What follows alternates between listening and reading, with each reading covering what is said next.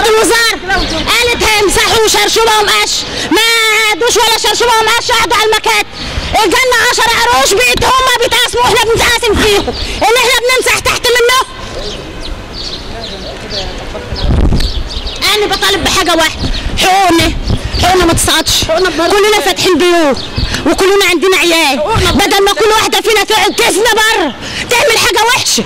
حرام حرام حرام.